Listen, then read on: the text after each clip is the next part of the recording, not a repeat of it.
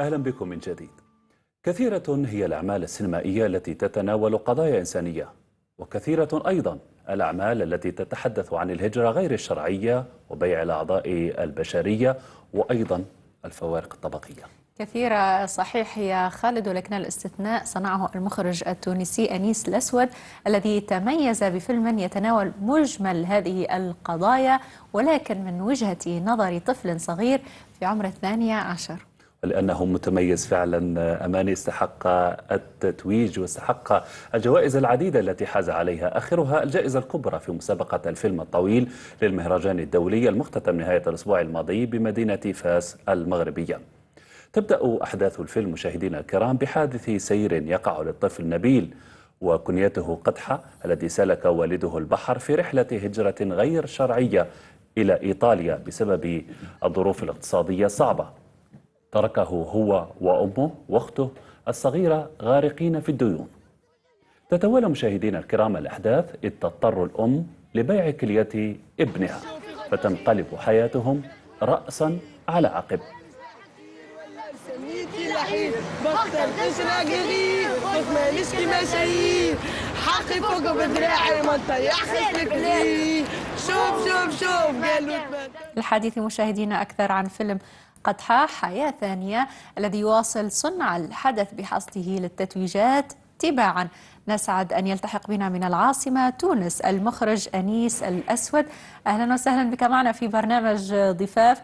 نبارك لك بداية التتويج بالجائزة الكبرى في مهرجان فاس للأفلام، ولكن لنقف بداية وقفة تقدير وثناء على كل هذه التتويجات. 16 فيلم تمكنت خلالها من حصد نحو 200 تتويج بين جائزة شهادة تقدير. ماذا تعني لك كل هذه التتويجات؟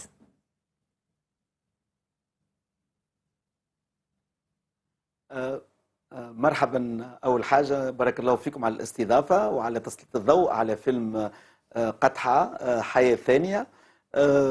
التتويجات هي اعتراف بالقيمة الفنية والقيمة السينمائية للفيلم. الفيلم هذايا تعرفوا الأفلام على الطفولة أو إلى الأطفال أفلام صعب إنتاجها لأنها تستحق أكثر وقت وأكثر تركيز وأكثر شغل مع الأطفال. الحمد لله فيلم قدحة شاف النور في ديسمبر 2021. كانت انطلاق من مهرجان القاهرة ويتحصل على تنويه لجنة التحكيم بالقاهرة ويبدأ حياته ويكون عنده دورة معناتها في المهرجانات العربية والدولية ويتحصل على كل مهرجان يمشي له يصير تنويه أو اعتراف بالسيناريو أو اعتراف بقيمة الفيلم، من القدس إلى تورونتو إلى مهرجان زلين بجمهورية التشيك إلى أخيرا في زنزبار، تطوان، فاس. تبارك الله معناتها الحصاد كان مهم.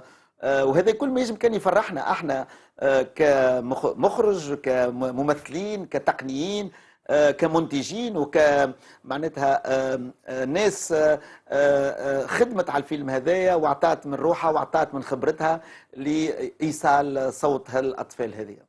وما الصوت الذي أردت إيصاله؟ حدثنا قليلا عن الفيلم، فيلم قدحة حياة ثانية. لماذا حياة ثانية؟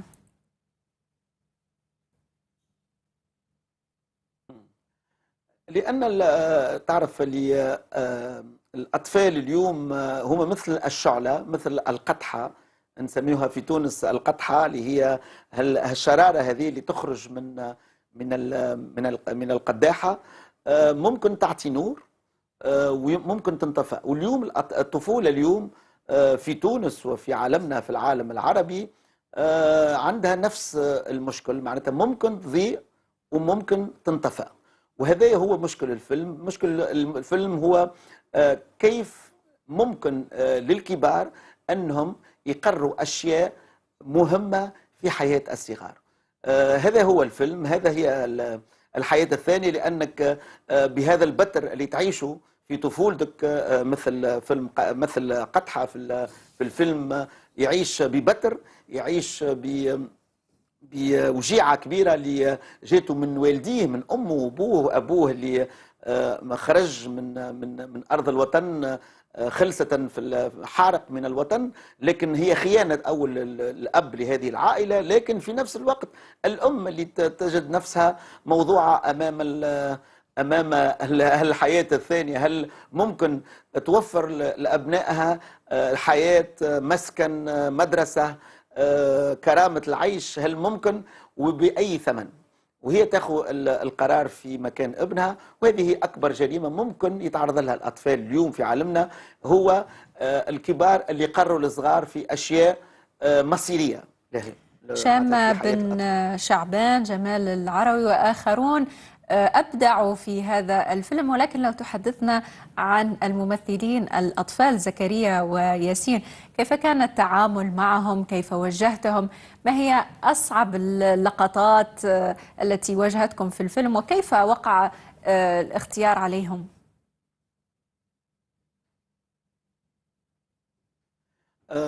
أنا نحب نوجه تحية كاملة لفريق الممثلين، من كبار مثل شامة أو جمال أو درصاف الورتتاني أو أنيسة لطفي، الفنانة القديرة أنيسة لطفي. ما نجمش نتعدى إلا ما نشكر الأطفال اللي كانوا معايا. كانوا 5 أطفال متميزين. الطفلين اللي كانوا على الدراجة النارية اللي هما أحمد ومحمد مرقة، لكن الطفلة المبدعة والصغيرة اللي كانت معايا وشاركتني في الفيلم هذايا اللي هي ليليا الزايدي. وكذلك المرور بالطفلين الرئيسيين في هذا الفيلم اللي هما زكريا شيبوب في دور مهم، في دور أسامة، وكذلك ياسين في دور البطولة. ما تتصورش قديش كانت العملية صعيبة، لأنك تشتغل مع 5 أطفال مبتدئين. كان العمل في أول حاجة في الكاستينج، كيفاش حاولت نحاول نلقى هالأطفال هذوما في الواقع. عملت كاستينج ما يقارب السنة اللي معناتها قابلت مع ما يقارب يمكن 800-900 طفل صغير، وصار الاختيار على ياسين الترمسي وزكريا شيبوب وليليا ومحمد وأحمد مرقة. هذوما كانوا معايا حضرنا بجدية كل مشاهد الفيلم على طريقة المسرح. كنا نعاود المشاهد ونكتب السيناريو مع بعض، ونكتب الدايلوج، نكتب الحوار الفيلم مع الأطفال، معناتها يكون الحوار خارج من ألسنة هذه الأطفال. واختيار بطل الفيلم كان صدفة، حيث كان مصاحب لأخيه ثم وقع الاختيار عليه ليصبح هو بطل هذا الفيلم. ياسين نعم. ياسين كان معناتها كان مصاحب لاخوه محمود اللي هو كان استضافوه للكاستينج مساعد المخرج، لكن كان مرفوق بياسين. هو طفل صغير عمره 12 سنة، كان هش، معناتها كان عنده قبول، وكان عنده روح قوية، معناتها اللي وصلت لي. وهذاك اللي حبيته في ياسين. حبيت هالهشاشة، هالطفولة، هالجرح الأطفال الموجود في أطفالنا اليوم. تعرفوا اليوم الأطفال الطفولة أصبحت في خطر، معناتها في تونس وغير تونس. تعرفوا الثورات اللي صارت خلت الأطفال ولاو هما يعملوا على أنفسهم، عاش يعملوا على والديهم، لأنهم الظروف الاجتماعية والظروف الاقتصادية الموجودة اليوم خلت الأطفال هما يعملوا على أنفسهم، حتى يعتقدوا اللي هما معناتها ولاو يأمنوا يلزمهم يخرجوا من أرض الوطن قبل سن 18 سنة. ولات عندهم وعي كبير جدا بمستقبلهم وبأخذ زمام حياتهم بأيديهم. وهذا أكبر خطر، لأني حسيت الأطفال اليوم، الطفولة اليوم تمست. ما عادش نحكيو على الشباب، نحكيو على الأطفال تعرفوا ما بين 11 و 15 سنة. الطفولة هذه مهدة معناتها بكل أنواعها، من إرهاب، من دعارة، من إجرام، من كل أنواع الأشياء اللي ممكن تمس الطفولة. تعرفوا، وهذا هو موضوع الفيلم، كيفاش الأطفال هذوما ممكن ياخذوا بزمام الأمور. لأني ما زلت أعتقد في هذه الطفولة، ما زلت نأمن اللي الطفولة ممكن تنقذ نفسها، وهذا هو موضوع فيلم قدحة. أعود بك إلى كواليس تصوير الفيلم. ما هي أصعب اللقطات التي واجهتها في التصوير مع الأطفال؟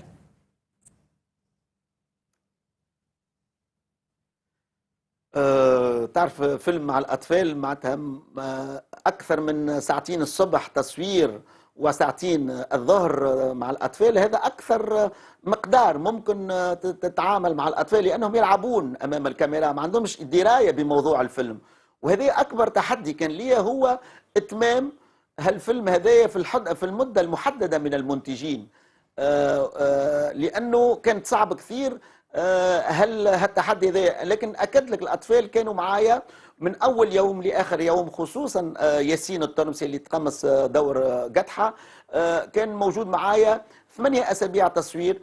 أمن بالتصوير اللي احنا في لحظة معينة ولينا نتبادل الافكار، وليت انا وياسين نتقاسم اخراج هذا الفيلم، لانه ولات عنده درايه، ولات عنده حنكه، ولات عنده موقف من الكاميرا، ولا يفهمني من اول دخولي الى موقع التصوير، يعرف علاقتي به تتطور. اذا انا كنت بضحك هو يعرف اللي اليوم هذا مش يكون يوم فيه ممكن الضحك، ممكن الترفيه، لكن اذا كنت معاه صعب يعرف اللي هو باش يكون ممكن بعض الدموع، بعض الاحاسيس الصعبه اللي يلزموا يحضر روحه. وهذه كانت علاقتي مع ياسين، كانت علاقه على هشاشه هذه الطفوله، كان معايا العين في العين. خدمنا الفيلم مع بعضنا، مع زكريا، مع الطفله ليليا، مع احمد ومحمد.